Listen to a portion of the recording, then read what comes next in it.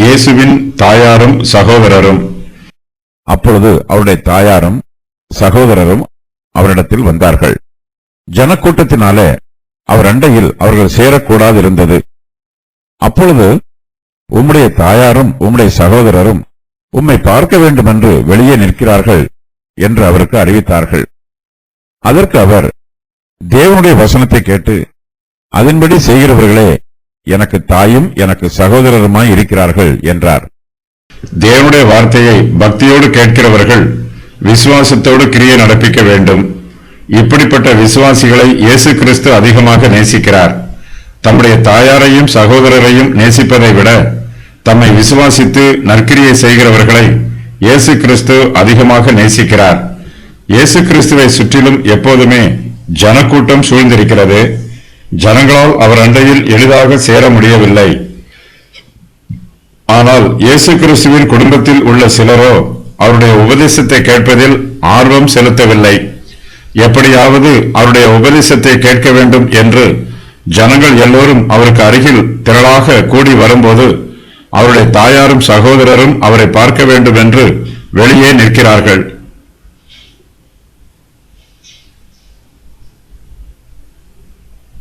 ஒருவருக்கு அருகாமையில் வருவதற்கு பதிலாக தூரத்தில் நிற்கிறார்கள்.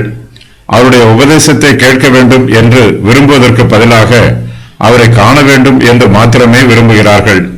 இயேசு கிறிஸ்து தம்முடைய சிநேகிதரோடு பேசி நேரத்தை வீணாக செலவு செய்வதற்கு பதிலாக தம்முடைய ஊழியத்தை தொடர்ந்து செய்வதில் அதிக கவனமுள்ளவராக இருக்கிறார். தம்முடைய வசனத்தை கேட்டு அதன்படி செய்கிறவர்களிடத்தில் இயேசு கிறிஸ்து மிகவும் பிரியமாக இருக்கிறார். அப்படிப்பட்டவர்களை தம்முடைய குடும்பத்தார் போல பாவிக்கிறார். தம்முடைய வசனத்தை கேட்டு அதன்படி செய்கிறவர்களே தமக்கு தாயும் சகோதரருமாய் இருக்கிறார்கள் என்று இயேசு அறிவிக்கிறார். மரியாளுக்கு இயேசுவை தவிர மற்ற பிள்ளைகளும் உண்டு. இயேசுவுக்கு 4 சகோதரர்கள் இருந்தார்கள். யாக்கோபு, யோசே, சீமோன், யூதா என்பது அவர்களுடைய பெயர்களாகும். இயேசுவிற்கு 3 சகோதரிகள் இருந்திருக்கலாம். இயேசு கிறிஸ்துவிற்கு உலக பிரகாரமாக இப்படிப்பட்ட உறவுகள் இருந்தாலும் அவர் தேவனுடைய ஒரே பேரான குமாரர் ஆனவர். இயேசு மரியாளின் வயிற்றில் பரிசுத்த ஆவியானவரால் உற்பத்தி ஆனவர். இவர் யோசேப்பின் குமாரன் அல்ல. கர்த்தராகிய இயேசு கிறிஸ்து மரியாளின் முதற் பேரான குமாரன் என்று அழைக்கப்படுகிறார். இதனால் மரியாளுக்கு மேலும் சில பிள்ளைகள் பிறந்திருக்கலாம்.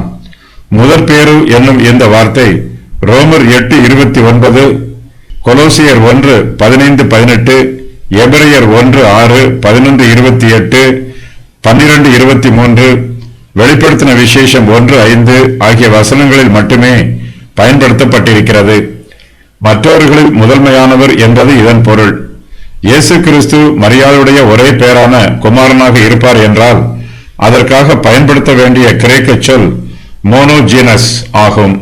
ஒரே என்னும் இந்த வார்த்தை லூக்கா 7:12, 8:42, 9:38 ஆகிய வசனங்களில் மட்டுமே பயன்படுத்தப்பட்டிருக்கிறது.